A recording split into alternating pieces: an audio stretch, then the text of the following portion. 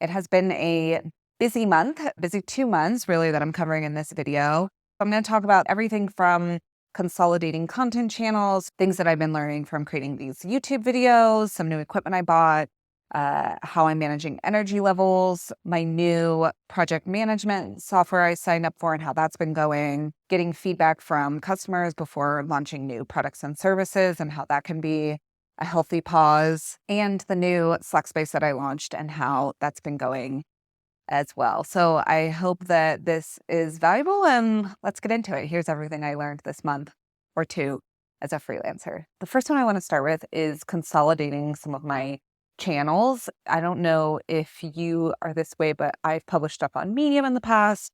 I had 2 different Substacks that were each focused on different subjects. And so I went back and forth of, do I want to have these all in one place? On one Substack, I was talking about third places, and on another Substack, it was a casual thing for my friends of recommendations from the week. So I thought, you know what, let's just put all of this together. I have some old Medium posts that I love. I was able to export from Medium, upload to Substack. They made that really easy. I put all my Substacks into one. I transferred the subscribers from one onto the other.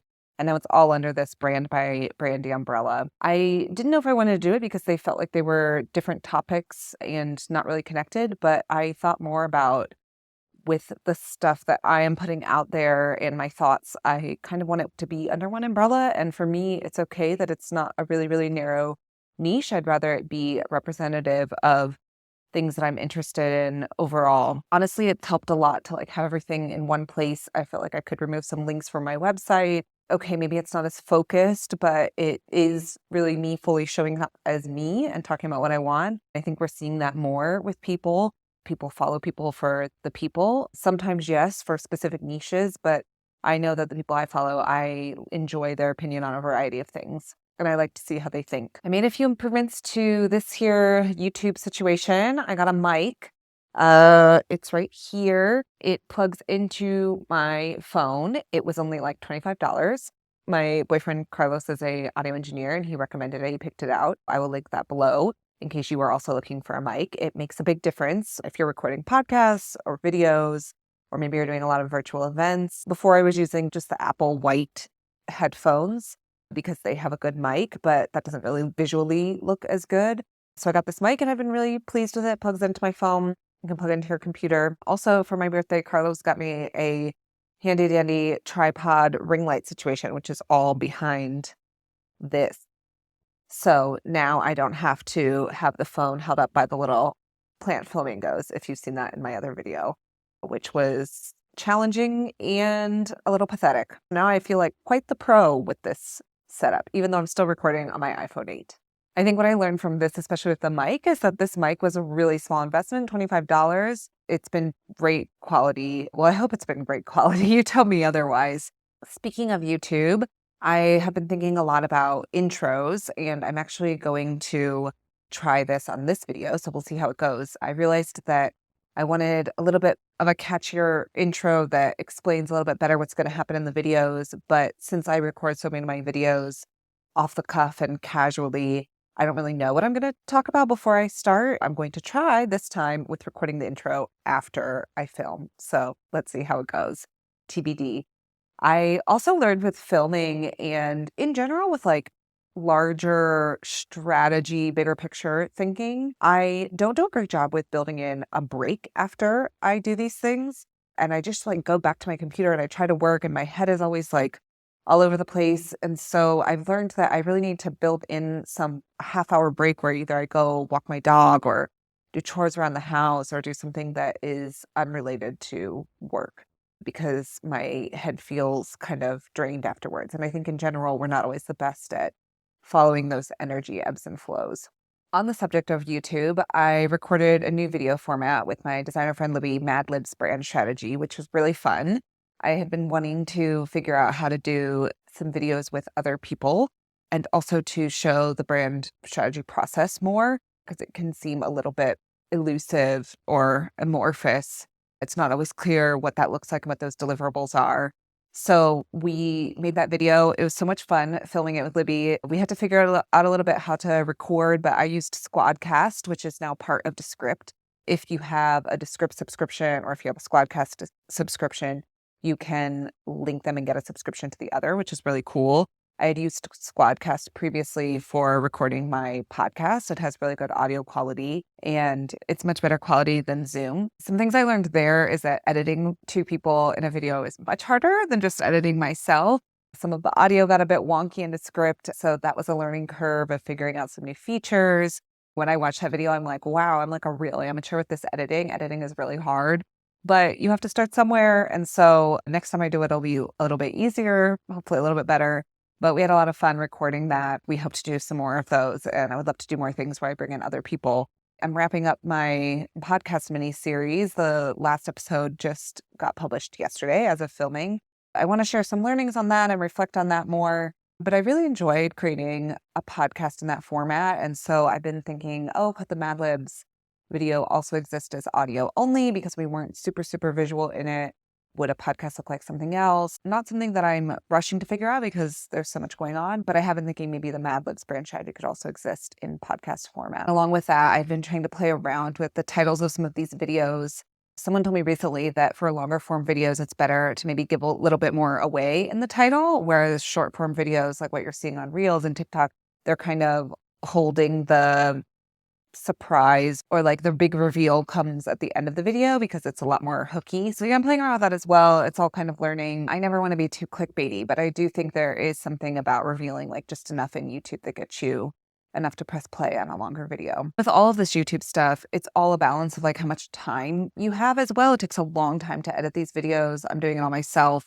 I am not a good editor. So I'm constantly also weighing like, I would like this thing, but is it worth the time? Do I have enough time? Or is it better just to like get it good enough? You know, there's that phrase, perfect is the enemy of, don't let perfect be the enemy of good or something like that. So I always have that in mind. What can I do to ship stuff as well? In terms of the admin side of running my own business, I signed up for Honeybook this month. I have been looking for ways to streamline invoicing, proposals, calendar booking. I was using all these different platforms for all of this. I've talked about in some of my old videos. I was using Calendly. I use Wave for invoicing and estimates. I was using Canva for making my proposals. I just wanted a way of making things more streamlined without having to invest in a virtual assistant. Essentially, Honeybook does that. Helps you track projects more, leads more, all in one place. You can do your scheduler. So I got rid of my Calendly. You can do proposals, contracts, invoicing all in one place, and you can set up automation so that things send faster and without you having to necessarily think about it. I'm still setting it up. It's like a big learning curve with these things, but I'm trying to take it project by project and do a little bit more on there every time. Sometimes you think like, oh man, to set up these things to save you time and get you more organized, it takes so much more time and organization. But I got a year subscription. When I started to add it all up and when I was paying for Calendly, it wasn't that much more, and it gives you all these other features. Some other people told me they do like Dubsado more, but at this point I was already signing up for Honeybook and I was like, you know what, there's enough inertia with trying these things out. I just need to like move forward and do this. We'll see how it goes. Like I said, definitely a learning curve, but I'm hoping that it is more seamless and saves me time over the long run. I've been thinking a lot about my business and doing a lot of customer research interviews with early stage founders and other people and getting a lot of feedback. I did a big strategy sprint the other week with Pollen where I really sat down and was thinking about how I want to describe my business, if there are other ways of doing it, and essentially learned that there's a lot of confusion around brand strategy, branding, this whole area, which hopefully some of the things I'm doing on this channel are helping with.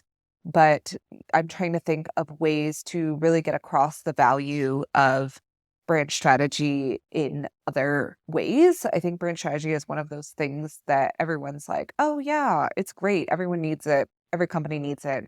But there's not always a lot of urgency around it. There's not a lot of clarity of what the deliverables are, what you're actually going to get out of it. There's a lot of feeling of, oh, this is like a nice to have. I think that is not true for everyone. There are a lot of businesses that there is a lot of urgency around thinking about this. And it doesn't mean you need to go drop 50K, 100K on a giant brand deck, depending on what stage you're at.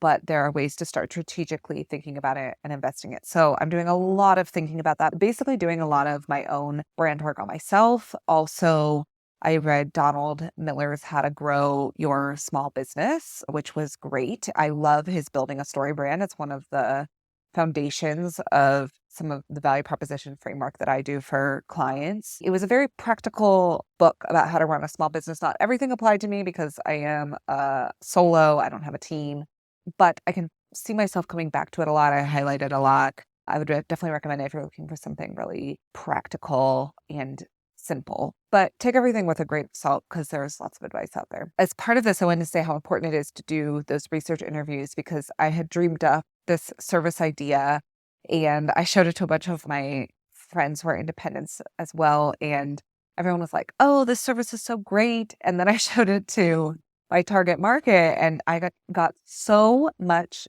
valuable feedback from people about it, about my work, about the stages that they're at. And I decided to scrap that service, go back to the drawing board, and I'm using a lot of that feedback as a jumping off board for this larger strategic thinking. Sometimes it can feel frustrating because you are excited about something and you want to launch it, but it can be really helpful to get like 3 to 4 people to give you feedback before you do it. That being said, I do think that we have to have some sort of conviction or point of view about what we're doing as well. If you get endless feedback, you might not ship stuff, you might not put something out there that other people will connect with. I feel like I'm always doing this balance of like, what do I know and believe and want to push forward, and how will other people view it and find value in it and perceive it. I think in general, that is something we have to think about with all of our businesses and our brand strategy. I don't think we should get endless feedback because then you're going to end up at something in like the muddy middle that doesn't have conviction. But I think a few well done, thought out feedback sessions can help us make a lot of improvements. But it has to be with people that you trust what they're telling you and you know exactly where they're coming from. Like, what stage of business are they at? Do they have a team? One of the things I've learned is that, I had this idea of like, I work with early stage founders. And then I started talking with early stage founders and I realized that spans a wide range. There's solo people who just started, who are completely bootstrapping. There's people who are at friends and family rounds of investment. There are people who have been around a few years and either got acquired or they have gotten seed funding or they are profitable. These are all like different stages. Some of those people have like 3 team members. Some have one co-founder. Some have a team of contractors. Some are just using advisors. And it really depends on what stage they're at as well from what they are telling you about what you're offering adds value. Something I just did this week that I'm excited about is I finally launched this Slack space that I've been thinking about for a while, which is aimed at social health startups and social health thought leaders. Social health is this area, it's kind of an emerging area where, at least in the startup world, that's tackling issues like social connection, loneliness, our relationships, social fitness, community. You're seeing a lot more attention paid to this because of the rise in awareness of how many people are feeling lonely, how much we're missing social connection, how much social media has affected things like that, post-pandemic, all of this stuff. For a while there, I thought my career was quite disjointed, that I was in all these different industries. I started off in book publishing, then hospitality, then music and events, and then like a tech. But then when I started to look at the through line of all of this, it was that I really love to work with people who are solving for social connection or community. All of these places that I worked were doing that. I got really into this space a few years ago, especially when I was at Groove. We would constantly be talking about the latest research. I really got into it after reading Dr. Vivek Murthy, the U.S. Surgeon General's book Together, which I highly recommend. I've noticed over the years that through connecting with all these different thought leaders, researchers, other startups, that there's not really like one central place to gather to discuss these things in the way that, for example, I'm in a Slack group called Startup CPG that's all about the consumer packaged goods industry. And there's not really one place for people who are interested in solutions for this emerging area to gather. I thought about it for a while. I wanted to create it. I wasn't sure exactly how to go about it. I've been collecting interest and notes over the past month or so. Finally, I soft launched it this week. I'll include a form below if you would like to apply. It's invite only. It's completely free. I plan to keep it that way. It's not like I expect this to be a business or anything. It's mostly that I just wanted to create this space where hopefully we'll be able to talk about sharing resources, problem solving, pointing towards other cool new companies where founders can discuss fundraising, People can share speaking opportunities, contacts who are writing about this stuff. I have to say, it was extremely nerve-wracking sending the invites the other day. I feel like it's a bit like you're like, am I creating a party that no one is going to? What if no one shows up? Then I realized, these community spaces, they take a while. They're a soft ramp up. It's not like it's all of a sudden everyone hops in and it's, it's like similar to speaking of the party. A few people show up at a time. You usually don't have 100 people show up at one point. It's like the party's in full swing. I'm taking a lot of inspiration from other communities I'm in that are doing a great job, like OGC. We'll see how it goes. I'm slowly sending invites throughout the week to startups that I've seen mentioned in this space. I hope it becomes a really valuable space. I thought for a while, like, do I want to do something that's related more to brand? But I think that I really care about the space. These are my ideal clients, are the people who work in this space. So if I can create something that is going to help boost that area and make that succeed more, I think that that's ultimately something that I care more about than creating, I don't know, something around branding or brand strategy where I feel like I get that cup filled in other places. So we'll see how it goes.